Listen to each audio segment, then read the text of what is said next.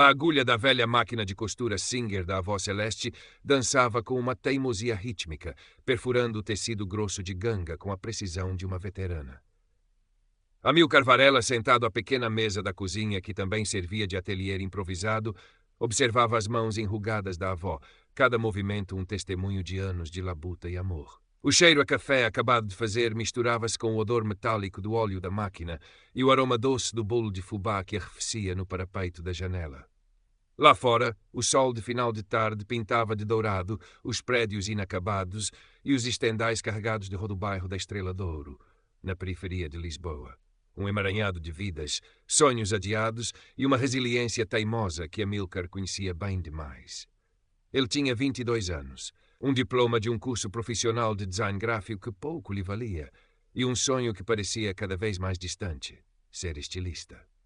Alto e magro, com um cabelo afro que desafiava a gravidade e uns olhos castanhos que carregavam o peso do mundo e a faísca de uma imaginação indomável, Amilcar sentia-se muitas vezes um esboço inacabado numa cidade de contrastes gritantes.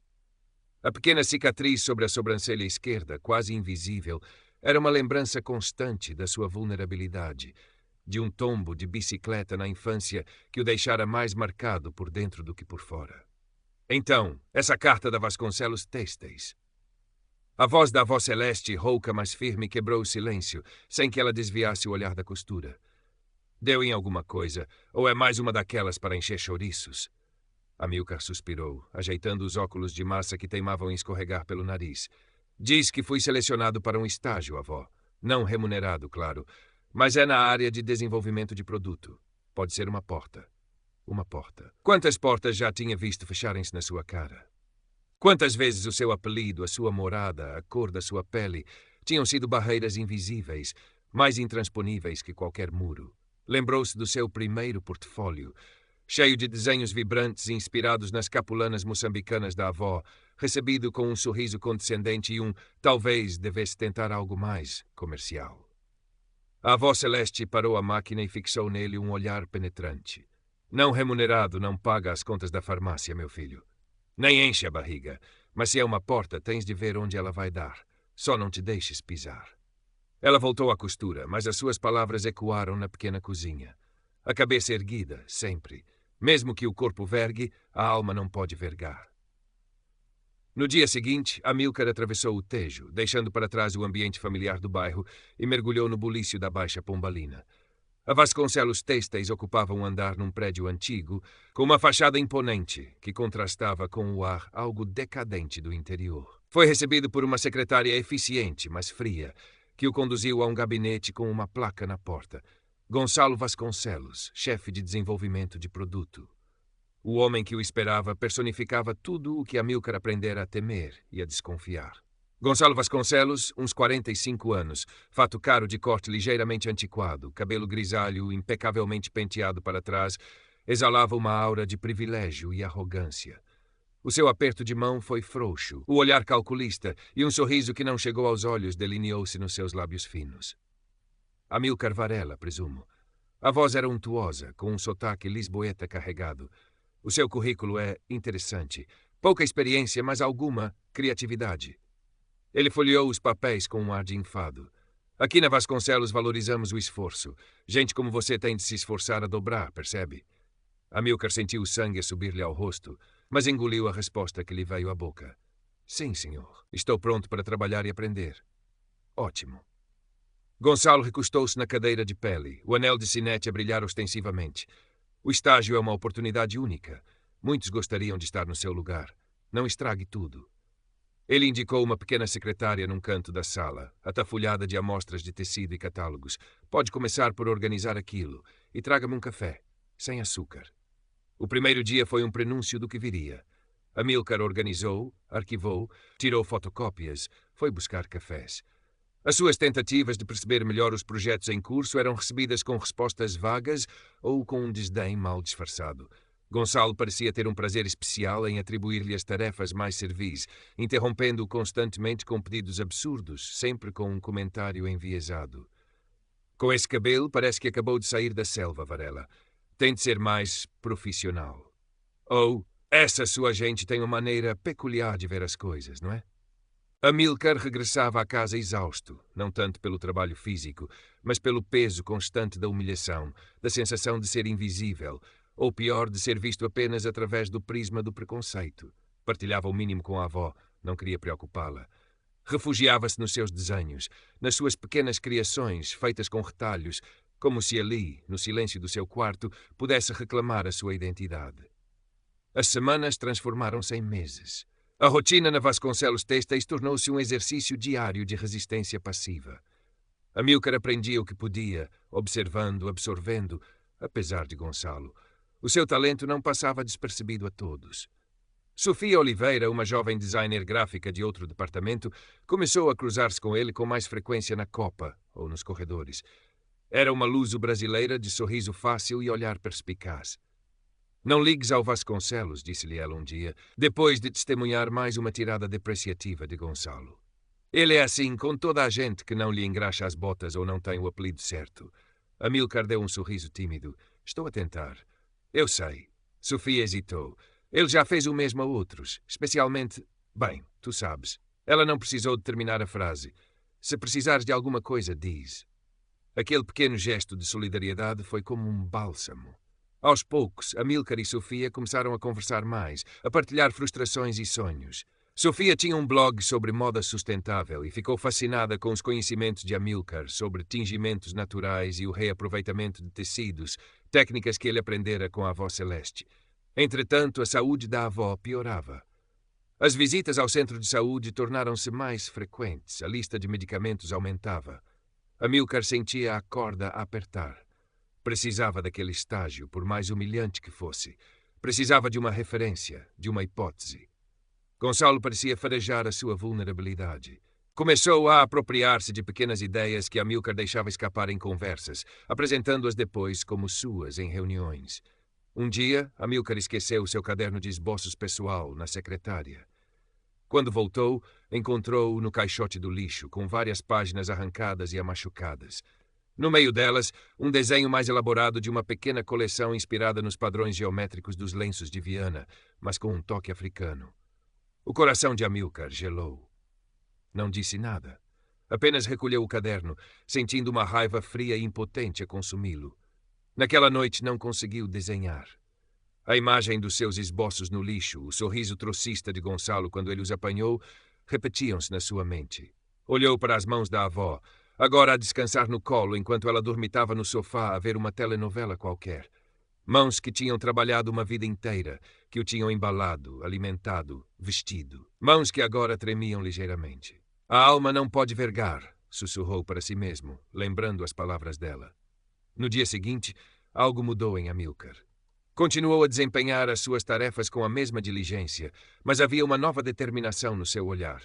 Começou a guardar cópias de tudo o que fazia, a datar os seus esboços, a tomar notas discretas das interações mais problemáticas com Gonçalo. Sofia notou a mudança. Estás diferente, comentou ela durante o almoço. Amílcar encolheu os ombros. Talvez esteja cansado de ser um saco de boxe. Sofia sorriu. Finalmente. Queres ajuda para devolver alguns socos? A oportunidade surgiu algumas semanas depois. A Vasconcelos Têxteis ia receber a visita de um importante investidor estrangeiro, interessado em parcerias para uma nova linha de moda ética e multicultural. Gonçalo andava em pulgas, determinado a impressionar. E Amílcar reparou que ele passava demasiado tempo a analisar os conceitos que ele próprio tinha desenvolvido para um projeto universitário sobre sustentabilidade e património cultural, e que tinha ingenuamente partilhado com Gonçalo na esperança de obter algum feedback construtivo. Ele vai roubar as tuas ideias, Amílcar, disse Sofia, preocupada, depois de ver Gonçalo a sair de uma reunião com a administração superior com um ar triunfante, levando debaixo do braço uma pasta que Amílcar reconheceu como sendo muito parecida com a que continha o seu projeto. Conheço-o. Ele vai apresentar aquilo como se fosse dele. O dia da apresentação ao investidor chegou carregado de uma tensão quase palpável. Amílcar sentia o estômago às voltas. Tinha passado a noite anterior em claro, não a preparar-se para o trabalho, mas a dar os últimos retoques numa peça especial, uma camisa simples de linho cru, mas com um detalhe subtil na gola e nos punhos, um bordado estilizado que combinava os motivos dos lenços de Viana com a geometria das pinturas corporais de certas tribos de Moçambique. Tinha passado a noite anterior em claro, não a preparar-se para o trabalho, mas a dar os últimos retoques numa peça especial. Uma camisa simples, de linho cru, mas com um detalhe subtil na gola e nos punhos, um bordado estilizado que combinava ao Spazed. Era sua armadura silenciosa. Gonçalo Vasconcelos pavoneava-se pela sala de reuniões, distribuindo sorrisos afectados e apertos de mão vigorosos. Quando chegou a sua vez de apresentar, projetou no ecrã uma série de slides que fizeram o sangue de Amílcar gelar e ferver ao mesmo tempo. Eram as suas ideias, os seus conceitos, a sua pesquisa, ligeiramente alterados, reembalados, mas inconfundivelmente seus.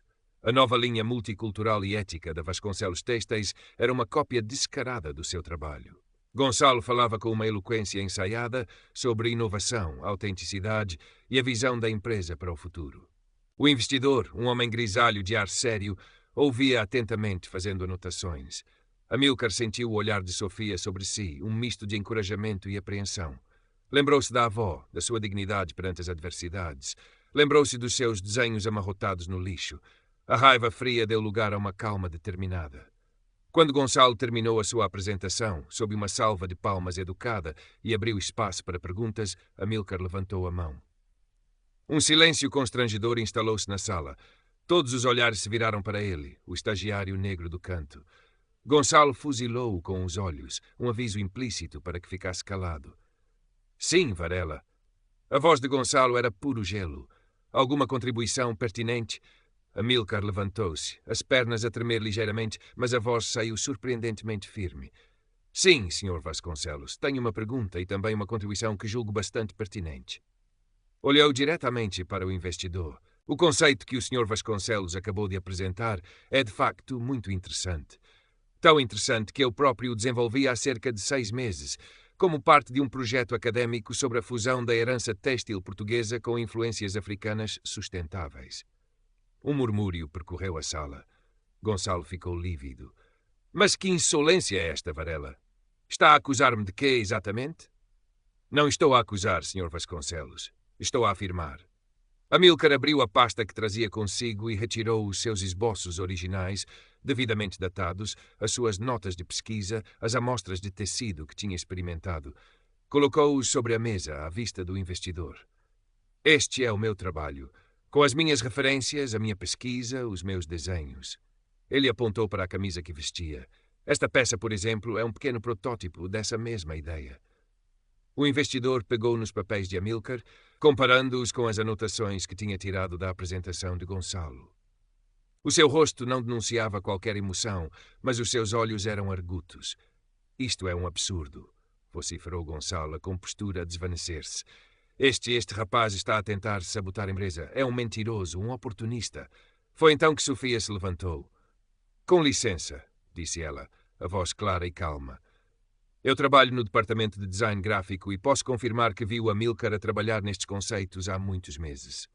Aliás, ela tirou o telemóvel do bolso. Tenho aqui alguns e-mails trocados com ele, onde discutíamos aspectos visuais deste mesmo projeto, com datas que antecedem em muito qualquer nova visão da empresa. O silêncio na sala era agora pesado, cortante. Os outros membros da direção da Vasconcelos Têxteis olhavam para Gonçalo com uma mistura de choque e desagrado. A sua arrogância tinha-se desmoronado, dando lugar a uma expressão de pânico mal disfarçado. O investidor pousou os papéis de Amílcar sobre a mesa. Olhou para Gonçalo, depois para Amílcar e finalmente para o administrador principal da empresa, que até então se mantivera em silêncio, observando a cena com uma expressão indecifrável. Senhor administrador, disse o investidor, a voz grave, creio que temos um problema sério de ética e possivelmente de propriedade intelectual aqui. A minha empresa leva estes assuntos muito a sério. Antes de considerarmos qualquer parceria, esta situação terá de ser cabalmente esclarecida. O administrador anuiu lentamente. Compreendo perfeitamente e agradeço a sua franqueza. Pode ter a certeza de que será. Senhor Vasconcelos, Amílcar Varela, Sofia Oliveira, peço que me acompanhem ao meu gabinete, por favor. Imediatamente. A reunião foi dissolvida num ambiente de constrangimento. Enquanto caminhavam pelo corredor, Amílcar sentiu um nó a desfazer-se no peito. Tinha falado, tinha defendido o seu trabalho, a sua dignidade. O que quer que acontecesse a seguir, ele sabia que tinha feito a coisa certa. No gabinete do administrador, a conversa foi longa e tensa. Gonçalo tentou negar, distorcer os factos, culpar Amílcar pela sua insubordinação e imaginação fértil. Mas as provas eram demasiado claras, o testemunho de Sofia demasiado conciso. A postura do administrador, inicialmente neutra, tornou-se progressivamente mais severa em relação a Gonçalo. No final, a decisão foi comunicada. Gonçalo Vasconcelos seria suspenso das suas funções com efeito imediato, enquanto decorria uma investigação interna completa. As suas responsabilidades seriam temporariamente assumidas por outro chefe de departamento. Amílcar e Sofia saíram do gabinete lado a lado, em silêncio. Lá fora, o sol da tarde já se punha, pintando o céu de Lisboa com tons de laranja e violeta. Conseguiste, disse Sofia, quebrando o silêncio, um sorriso orgulhoso a iluminar-lhe o rosto. Amílcar respirou fundo o ar fresco da rua. Conseguimos. Sentia-se exausto, mas estranhamente leve. Uma batalha tinha sido ganha, mas ele sabia que a guerra contra o preconceito e a injustiça era longa e árdua. Nos dias que se seguiram, a Vasconcelos Têxteis foi um turbilhão de rumores e investigações. A suspensão de Gonçalo tornou-se um escândalo interno. Alguns colegas que antes temiam represálias vieram discretamente manifestar o seu apoio a Amílcar, partilhando as suas próprias experiências negativas com o ex-chefe. A história, de alguma forma, chegou aos ouvidos do investidor estrangeiro que, segundo constava, tinha ficado impressionado não só com o talento de Amílcar, mas também com a sua coragem. O estágio de Amílcar terminou pouco depois, mas o administrador chamou-o para uma conversa. Ofereceu-lhe um pedido de desculpas formal em nome da empresa e, surpreendentemente, uma proposta.